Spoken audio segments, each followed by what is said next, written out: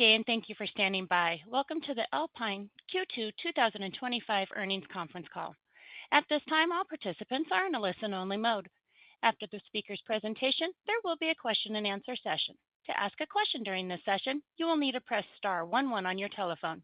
You will then hear an automated message advising you your hand is raised.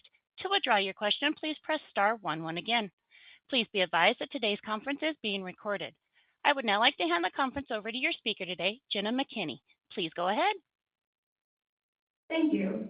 Joining me and participating on the call this morning are John Albright, President and CEO, Philip Mays, CFO, and other members of the executive team that will be available to answer questions during the call. As a reminder, many of our comments today are considered forward-looking statements under federal securities laws. The company's actual future results may differ significantly from the matters discussed in these forward-looking statements, and we undertake no duty to update these statements.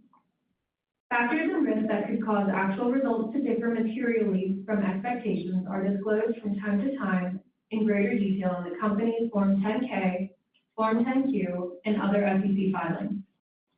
You can find our SEC reports, earnings release, and most recent investor presentation, which contain reconciliations of the non-GAAP financial measures we use, on our website at www.alpinereit.com. With that, I will turn the call over to John. Thank you, Jenna, and good morning, everyone. We are pleased to report FFO per share growth of 2.3% for the quarter and 4.8% year-to-date compared to the same period last year. This earnings growth was driven by our investment activity over the last year. We remain focused on our barbell investment strategy, pairing higher-yielding acquisitions supported by quality tenants and solid real estate fundamentals with select investment-grade tenants to maintain a diversified and balanced portfolio that delivers favorable risk-adjusted returns. Maintaining discipline and adhering to our underwriting criteria, we did not complete any additional property acquisitions this quarter, following a busy first quarter in which we closed $39.7 million of property acquisitions at a weighted average initial yield of 8.6%. However, we are actively pursuing multiple interesting investment opportunities and anticipate some closing in the second half of the year. Turning to property dispositions during the quarter, we sold 5 net lease properties for $16.5 million at a weighted average exit cap of 7.9%. These sales included 2 Walgreens, a Dollar Tree, Verizon, and Old Time Pottery. We have now reduced our Walgreens exposure over the past year by 500 basis points to 7% of ABR, and have moved it from our largest tenant concentration a year ago to currently our 5th largest. Further, we continue to make progress on our recently vacated properties. The theater in Reno is under contract to be sold, and we are actively negotiating the potential sale of our Long Island property previously leased by Party City. On the commercial loan front, this quarter we provided seller financing in conjunction with our Old Time Pottery disposition and originated 1 first mortgage loan. Combined, these loans totaled $6.6 million and were fully funded at closing with a weighted average initial yield of 9.8%. This brings our year-to-date loan closings to $46.2 million with a weighted average initial yield of 9.1%. The ability to originate select commercial loans is another tool at our disposal to further diversify our income streams and deploy capital at attractive returns. Further, the lending relationships we have cultivated are generating some unique loan investment opportunities. We are actively underwriting several high-yielding loans backed by high-quality sponsors with strong credit metrics and real estate fundamentals, and expect 1 or 2 of these transactions to close in the back half of the year. Moving to our property portfolio, as of quarter end, our portfolio consists of 129 properties totaling 3.9 million square feet across 34 states. It was 98.2% occupied. Our top 2 tenants are investment-grade Dick's Sporting Goods and Lowe's that together represent 20% of the portfolio ABR. More broadly, 51% of our portfolio ABR is derived from investment-grade rated tenants. Notably, our weighted average remaining lease term now stands at 8.9 years, up from 6.6 years just a year ago. Lastly, a couple of specific tenant updates. Bass Pro Shops completed its full renovation of approximately 66,000 square foot building located on 9 acres in Minnesota. This property, formerly leased to Camping World, was assigned to Bass Pro Shops, and we amended the lease to a new 20-year initial lease term, which commenced upon their opening in mid-May. Additionally, At Home filed for bankruptcy in June. However, both of our properties leased to At Home paid rent in July, and neither were on the initial closure list. With that, I'll turn the call over to Phil. Thanks, John. Beginning with financial results. For the quarter, total revenue was $14.9 million, including lease income of $12 million and interest income from commercial loans of $2.7 million. FFO and AFFO for the quarter were both 44 cents per diluted share, representing 2.3% growth over the comparable quarter of the prior year. Year-to-date, total revenue was $29.1 million, including lease income of $23.8 million and interest income from commercial loans of $5 million. FFO and AFFO year-to-date were both 88 cents per share, representing 4.8% and 3.5% growth respectively over the comparable periods of the prior year. Consistent with the prior quarter, given the relative attractive valuation of Pine's common shares, we continue to opportunistically repurchase shares. During this quarter, we repurchased approximately 273,000 common shares for $4.3 million at an average price of $15.81 per share. And year-to-date, we have now repurchased approximately 546,000 shares for $8.8 million at an average price of $16.07 per share. With regards to our common dividend, as previously announced, during the first quarter, we increased our quarterly cash dividend to 28.5 cents per share and maintained that rate in the second quarter, providing a current attractive dividend yield close to 8%. Even with this increase, our dividend remains well covered at approximately a AFFO payout ratio of 65%. Moving to the balance sheet. We ended the quarter with net debt to pro forma adjusted EBITDA at 8.1 times and $57 million of liquidity, consisting of approximately $9 million of cash available for use and $48 million available under our revolving credit facility. However, with in-place bank commitments, the available capacity of our revolving credit facility can expand an additional $49 million as we acquire properties, providing total potential liquidity of almost $100 million. A quick note on the $2.8 million of non-cash impairment charges recorded this quarter. This amount includes non-cash impairment charges related to our two largest vacant properties, a theater located in Reno and a former Party City located on Long Island. Given the interesting investment opportunities we are seeing, we have determined it's more likely we will simply sell these properties and redeploy the proceeds as opposed to incurring the interim carrying costs and capital that would be required to retain and release them. We ended the quarter with portfolio-wide in-place annual base rent of $45.3 million on a straight-line basis. As a reminder, this includes approximately $3.8 million of straight-line rent related to 3 single-tenant restaurant properties acquired in 2024 through sale-leaseback transactions. Under GAAP, these specific sale-leaseback transactions are accounted for as financing. Accordingly, we are currently recognizing on an annual basis approximately $2.6 million of GAAP interest income in our statement of operations as opposed to $3.8 million of straight-line rent income from these properties. Now turning to guidance. We are reaffirming both our FFO and AFFO guidance range of $1.74 to $1.77 per diluted share for the full year of 2025. The assumptions underlying our guidance remain largely unchanged, except for investment volume, which we are increasing by $30 million to a new range of $100 million to $130 million for the year. A final note about earnings. A few days after quarter end, our construction loan for a public land development in Charlotte, North Carolina, with an outstanding balance of $25.5 million and a yield of 9.5%, was fully repaid. Accordingly, our interest income from commercial loans will decrease until either draws on existing loans and or new loans are funded. With that, operator, please open the call to questions. Thank you. As a reminder, to ask a question, please press star 11 on your telephone and wait for your name to be announced.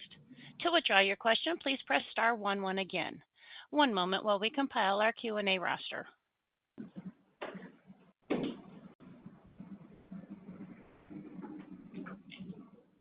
Our first question is going to come from the line of Matthew Edner with Jones Trading. Your line is open. Please go ahead. Hey, good morning, guys. Thanks for taking the question. With the given increase to the investment guidance and the opportunities that you guys kind of mentioned within the loan book, how should we kind of look at, investments for the remainder of the year? Is it still kind of along those 50/50 lines between properties and loans? Any help there would be great. Thank you. Hey, it is John. Sorry, I'm at a loud airport, but I'll take the first part there.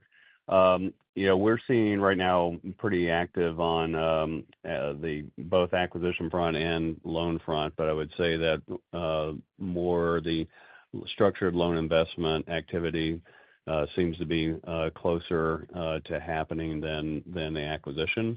So, we're hopeful that in the next 60 days, we're going to have some activity here on the structured loan investments that we're very excited about. On the acquisition side, we're pursuing things, but it's pretty competitive, as you know, and so less sure about the timing of those investments. Got it. That's helpful there. And then as a follow-up to that, with these loans, as they kind of come in and pay off, I know that you don't have any maturities for the remainder of the year, but if you were to experience any early payoffs, should we expect that those are going to go towards paying down the credit facility rather than, reinvestment? Yeah, I mean, just like Phil had mentioned, as far as on the Publix loan in Charlotte, that basically paid off and went to pay down the facility. We're, working really hard to sell the Party City and the theater in Reno, and of course that would go to pay down the facility as well. But as we see these structured finance investments, we'll make those, and if we need to, we'll either sell off something or sell an asset and just keep the leverage reasonable. Got it. Thank you, guys. I appreciate it. Thank you. One moment as we move on to our next question. Our next question is going to come from the line of RJ Milligan with Raymond James. Your line is open. Please go ahead. Hey, good morning, guys. Two questions for Phil. Just curious, with the payoff, the Publix payoff in July, what's going to be the quarterly AFFO impact on that? Yeah, RJ. So it was $25.5 million. It was yielding 9.5%. It'll go to pay down the line, the variable portion of the line, which is around 6. So it's around a 300 basis point, little more spread. Impacts a couple $100,000 a quarter, or just a kind of full penny, a little bit more than a full penny a quarter. Okay. And then, Phil, a second question is just in terms of we've seen quite a few other REITs go out and issue debt or get term loans. I'm curious where you think the market is today for Pine in terms of doing a term loan. Yeah, so if Pine were to go do a 5-year term loan now with the banks and swap it, it would be around 5, all in. Okay, I think that's it for me, guys. All right, thanks. Thank you. And one moment for our next question. Our next question is going to come from the line of Michael Goldsmith with UBS. Your line is open. Please go ahead.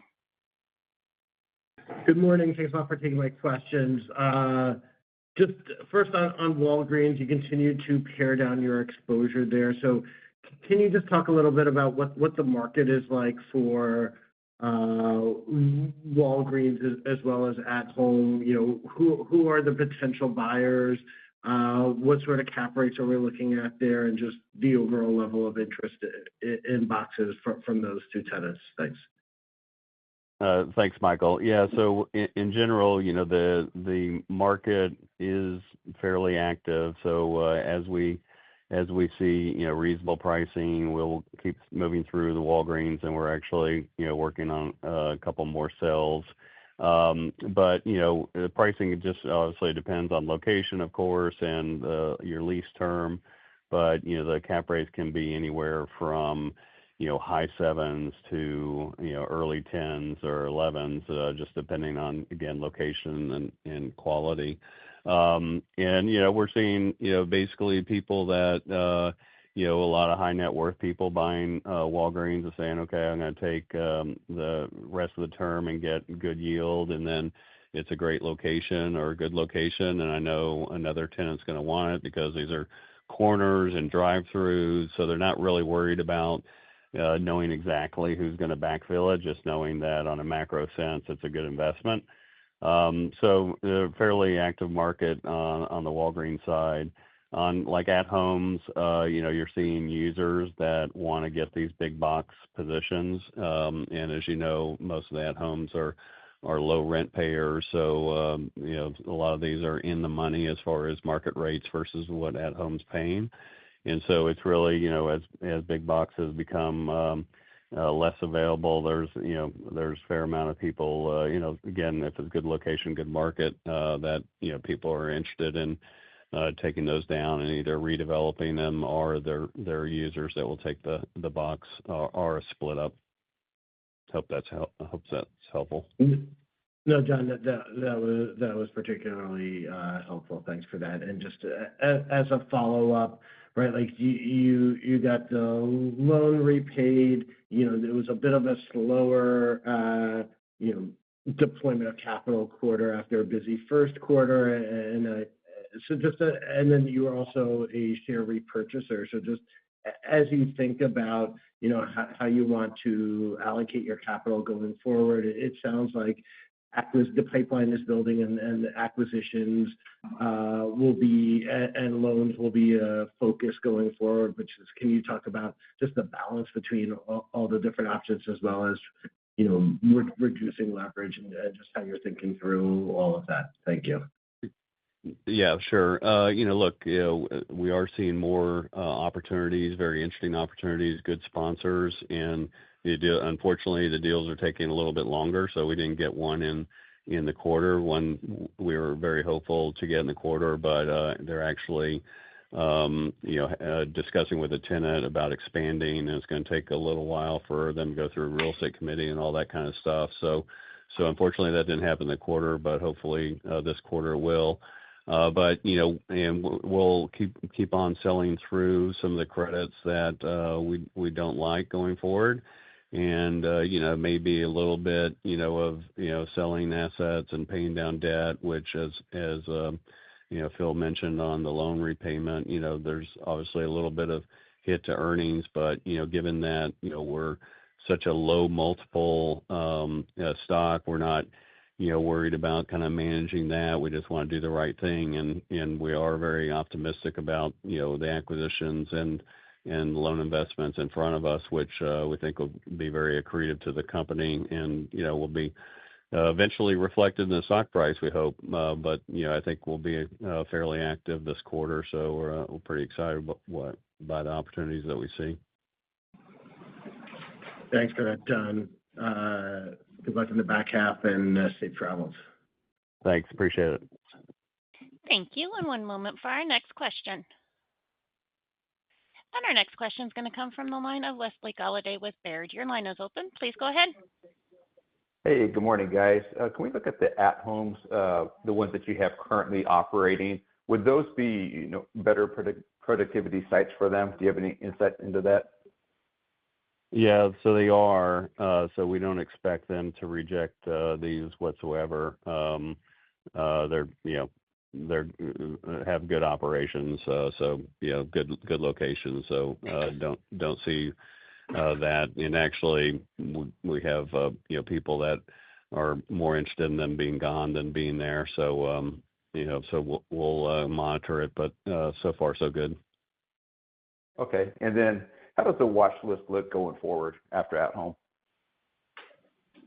After at home, I mean, it's not, we've been, as you know, very proactive in the last couple of years of pruning through, different credits, and, it's just really not very deep. We've kind of taken the hits, where, it's happened. So we're, there's not really anything that kind of keeps us up at night, if you will. Okay. And then you mentioned looking to sell the 2 vacant assets. Would those both be in the held for sale bucket? And any insight into how much, I guess, probably have a little bit of negative NOI from those assets? What would the drag be? Sure. I'll let Phil talk about the accounting of that. Yeah, so neither of them are classified as held for sale. I was just on the call, kind of giving you a heads up that we're kind of more likely, I think, at this point to just avoid the carry cost and move on with the interesting investment opportunities we're seeing. There's not a big negative drag on those. It's just kind of you got real estate taxes, insurance, property yeah. management, so it's not huge, but it's definitely not fun. So once those are sold, and you're paying down your leverage, it's quickly accretive. Yeah. Okay. Thanks, guys. Thank you. And one moment as we move on to our next question. And our next question is going to come from the line of Gaurav Mehta with Alliance Global Partners. Your line is open. Please go ahead. Thank you. Good morning. I wanted to go back to the acquisition market and wanted to get some more color on what kind of properties you're targeting. Are you looking for investment grade properties with longer lease terms, or are you kind of open to what you're seeing in the market? Yeah, we're definitely doing the barbell approach, as we mentioned in the call, that we're looking for investment grade, longer duration leases, or at least good locations where we think we can do an extend and blend after acquiring a property, and then basically coupling that with the kind of higher return yielding sort of investment. So we're pursuing on both sides, and we feel like we'll get something done here for sure this quarter. But that in general is like we're going for a higher quality on the acquisition side to couple that with the loan investment side. Okay. And then second question on the balance sheet, your leverage was 8.1 times as of 2Q. Can you provide some more color on how you think about the leverage and where you guys are targeting that number? Yeah, as we're selling assets, that will come down, and it would have come down in the quarter if the loan payoff happened in the quarter, but it happened a day after. So we can easily manage that on the leverage side, and obviously buying back stock accretively on earnings and accretively on NAV, drives up the leverage a little bit, but it's the right thing to do. And we have nice free cash flow, so we use that to keep leverage in check as well. But looking for the opportunities to make investments, that would basically tick up the leverage a little bit, but then quickly sell through the Walgreens to bring it back down. So just appropriately managing the balance sheet. Okay. And then maybe lastly on the Walgreens, you obviously brought down that exposure. So where do you think that target number is for you guys as far as how much ABR you're getting from Walgreens? And Phil? At the end of the quarter, you're asking about Walgreens, it's down to about 7. I think it's actually just a little under, like 6.7% of ABR is where it currently stands.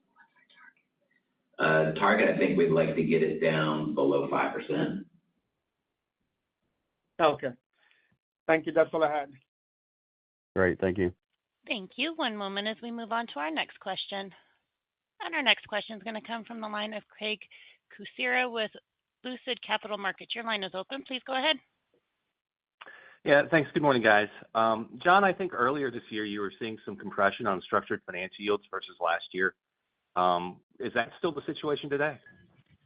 No, most interesting thing, you would think that the banks would be back at it and it would be competitive, but all of a sudden, we're talking to very high quality sponsors with very high quality projects that said that the banks are shrinking again, at least for the activities that these folks are taking on. And so we're seeing, yields being as good or even maybe better on some certain situations. So luckily we're back to a target rich environment.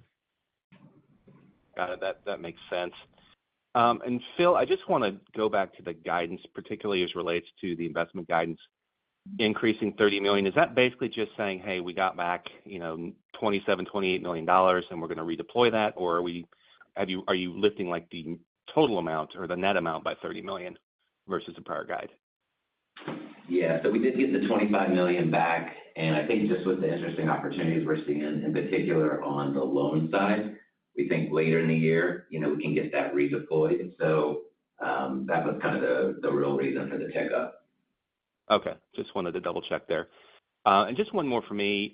You've got the Bass Pro Shops lease taking occupancy here in the third quarter. Was there any lift in that lease or any change? Yeah, there was. The rent rolled up about $50,000 a quarter or month, and almost $500,000 a year. Okay. And additionally, the lease term that was remaining prior to that assignment was less than 10 years, and now it's 20 years. Got it. Thanks. Thank you. And one moment for our next question. Our next question is going to come from the line of John Massocca with B. Riley Securities. Your line is open. Please go ahead. Morning, everyone. So maybe looking at the loan portfolio again, I know it wasn't a particularly early prepayment, but do any of the other loans have kind of early repayment options? Could that be kind of a significant thing here if interest rates were to decline, call it in the next 6 to 12 months? Yeah, you're not going to see as much early repayments because it's really inefficient for the sponsors. Our loans are fairly short duration anyway. They're not going to go do a refi to save 200, 300 bips in spread. It's really they're looking to sell these assets primarily. So if interest rates drop, I wouldn't expect any sort of mass payoff, early payoffs. Okay, that's understandable. And then as you think about the timing of investments, given the increase to the investment volume guidance, should we expect maybe the delta between what's kind of currently in guidance and what was in guidance, at the time of 1Q earnings to close really late in the year? I'm just trying to kind of, circle the square, if you will, of the increase in investment volume guidance and the fact that kind of AFFO guidance stayed flat. Yeah, I would say that. Go ahead, Phil. No, I would say, yeah, we would expect that to kind of get deployed later in the year. Is there anything, as I think about guidance in 2Q versus 1Q, anything baked in there in terms of maybe additional conservatism around at home? Obviously, I know the two assets you have are thus far retained, but are you kind of factoring in something, as this kind of bankruptcy process is ongoing that, obviously you're probably going to get paid here for the next couple of months, but that could change, in the back half of the year? Both the at-homes, neither of them, again, were on the list for closure. Both of them paid July rent, and we generally expect to collect rent for the remainder of the year. So there's nothing specific in there, but I mean, it is one of the reasons, right, we give a range is because, unexpected things can happen. But at this point in time, we fully expect to get paid on our at-homes. Okay. That's it for me. Thank you very much. Thank you. And one moment for our next question. And our next question comes from the line of Rob Stevenson with Janney Montgomery Scott. Your line is open. Please go ahead. Phil, the $50 to $70 million disposition guidance, that's just properties. That doesn't include loan repayments, does it? That's correct. That's just property, the disposition side. Okay. Then, John, given your comments about the difficult acquisition environment these days, you increased the investment guidance but left the dispositions the same. Why not look to sell more assets, especially with the stock trading at roughly an implied 10 cap rate, and use those proceeds to both lower debt and buy back stock? I think that certainly could be a possibility, but we are seeing good investments that is accretive to the company rather than shrinking the company. I think we're seeing some really good investment opportunities which will make the enterprise worth more. So I don't you won't see us rapidly selling just to buy back stock. As we're selling assets, we're being patient about it, not some sort of fire sale. So it's a little bit just kind of taking our time with it unless we see a big, acquisition happen and we really want to speed it up, which we would do that. Okay. And then, Phil, other than I think you said it was a penny drag between the yield on the Publix loan versus the repayment of debt associated with that. Anything other than that that's a headwind in the back half of this year, earnings-wise, as we think about the quarterly progression and the investments being back half stacked? No, nothing overly specific. The repayment of loan will be the only really identified drag there. Other than that, look, Rob, it's just going to depend on the timing of acquisitions and dispositions and kind of, which leads. Okay. All right. Thanks, guys. Have a good weekend. Thanks, you too. Thank you. This concludes today's question and answer session. This also concludes today's conference call. Thank you for participating, and you may now disconnect. Everyone, have a great day.